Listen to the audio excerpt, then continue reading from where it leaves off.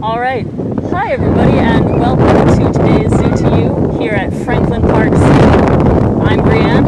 I'm Gianna. And we're both part of the Horticulture Team here at Zoo New England. Right now, we're here at Franklin Park Zoo at the historic Rock Garden to tell you about an exciting new project that we're doing and also give you some tips on starting your own garden in your own space. Yep. So I will be starting out with showing you our plans from the rock garden, just so you understand when you create your own garden plans what it should look like, and then just kind of understand the space that we have created. So this is a drawing that we have designed of this space right here. If you can see, in the far back is the tower. This dotted circle right here is the yew tree that we have right here. All those pudding stone rocks are all right here. This is the road. It's right down here, and the tropical forest is just down that pathway. And so what we have created is we just decided to design a wave right here just to break up the slope.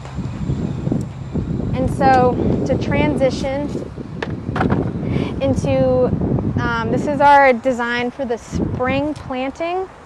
And so with this design, we decided to go for light pastel colors and focus on everything in bloom in the top part of the landscape. And so with the pudding stones, we have a lot of fluffy textured plants growing, a lot of pinks, purplish blues, and yellows that will be in bloom. And then in our wave, we have a lot of evergreens that will be in bloom as well. In the summertime, the flowers that will be in bloom will be in the lower part of the landscape. And so everything that we have in this landscape is going to be native plants. And so just to give an example of some of the plants that will be in bloom and you should expect this coming summer is Turk's Cap, Ohio Horsemint, and Great Blue Lobelia.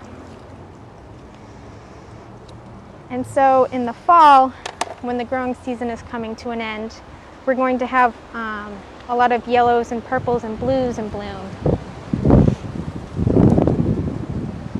And another reason why we decided to plant native plants here at Zoo New England is that we wanted to create a safe space and a haven for pollinators and wildlife that like to take refuge in these native gardens.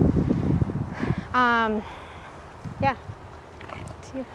So, now that we've shown you some of the projects that we're working on here, we wanted to give you some tips about how to get started in your own space, no matter how big or small. So, when you're starting your own garden, the first thing you always want to consider is your space. You want to go outside and take a look. This is what we call a site survey. The first thing you want to always check out is your focal points. For us here in this particular area, our focal point is this lovely tower that we have. It has become the highlight of our entire design, and we really try to showcase it in all of the plantings that we have made. For you, it might be a very lovely tree, it might be a bench, it might be a bird bath, it might be just the view from your bedroom window. Whatever focal point is the space that you want to highlight with your planting. The next thing you want to examine in your space is your light levels.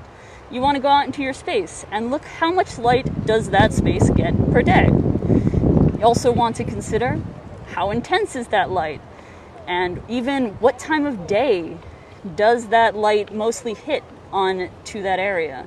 All these things can affect your plants. Some plants like really bright direct light, like sunflowers. Other plants like hostas prefer to be in much more shady areas where they won't get too scorched by the sun. Picking plants that are right for your light levels will set you up for success and give you a much healthier and happier landscape for all of your plants. Another thing you always want to check about your site is your soils. Soils are quite literally the foundation of the entire garden. You want to take a look and see, is my area mostly dry? Is it mostly soggy all the time? Is there any potential problems like being right next to a path or underneath the drip line of a roof, or there's tons of rocks? Also, it's always good to see the composition of the soil itself.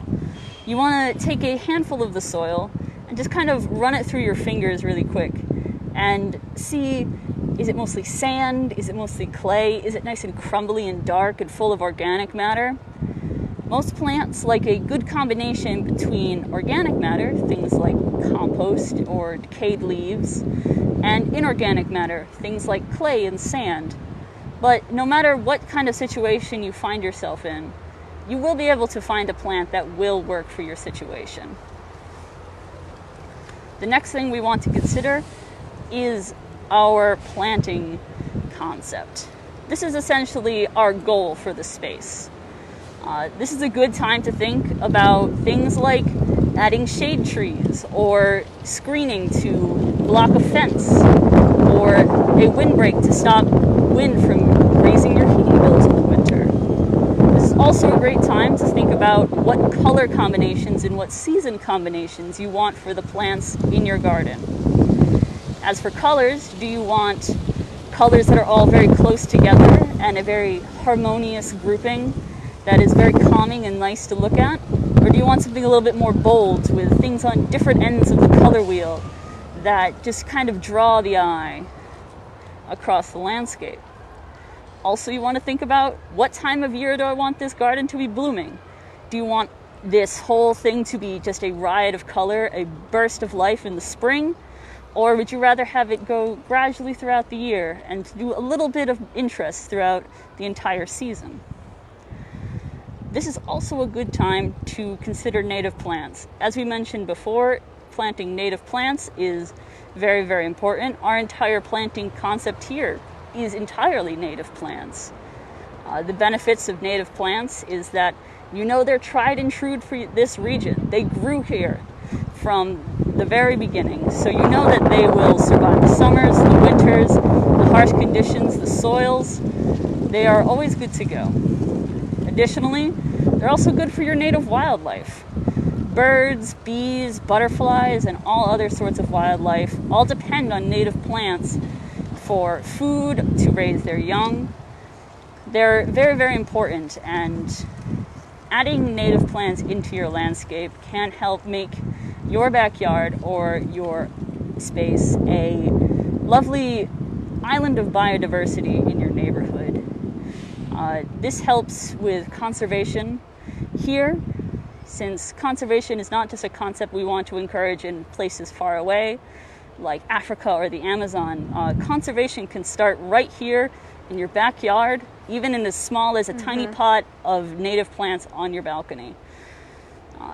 With that, you can provide a whole host of wildlife, a lot of very helpful food for the winter. So we would like to challenge you to consider planting some native plants in your landscape, and maybe the next plant that you buy is a native plant. We also wanted to open up. We have some very general concepts for you, we know. If you have any more specific questions, we'd be more than happy to help you out. If you want to learn anything more about this project or how to get started on your own things, we would love to hear about it. Yeah, so we did have a good question come in. Is there a way to control pests and keep our gardens healthy while not hurting pollinators? So it depends what kind of pest you have in your yard. If it's more of like a bug pest, like aphids or whitefly, over time it will fix itself. Because a lot of bugs that will be attracted to your garden, like ladybugs for example, are predators. And so they will go to your garden, go to a flower to pollinate it, and then they'll see some aphids on your plants and go and eat them. Biocontrols like this are nature's way of taking care of this. Eventually, things do tend to even out. If you do have extreme problems, there are organic options, insecticidal soaps that are organic. Yeah. Neem oil is also a good organic option if you have a very intense thing. The most important thing to remember about pesticides is the area of effect. Like, for example, how broad of a spectrum of insects does this pesticide affect? Does it only affect aphids, or can it also affect bees? Is it only if it's directly contacted to the insect, or does it stay on the plant and any bug that walks on that plant can potentially come in contact with the poison? These are all things that you want to consider when you're purchasing control products. Generally, you want to have something that has a very narrow scope of effect, and something that is only usually a contact spray, just for spraying directly on the insect and then it goes away. Yes. So it does not remain on your plants, both for your health and the health of other insects that are non-target for your control. I think we can take one more, and then we can always answer others in the comments after. But what plants would you recommend beginning gardeners plant in their yards? Well, it depends on what the light levels are in your yard, definitely. But I know for a fact that Ohio horse mint is a very easy plant to grow. It likes partial to full sun, and it's in the Lamiaceae family, correct? So it just goes nuts. Yeah, other mints like our native bee balms are excellent for pollinators.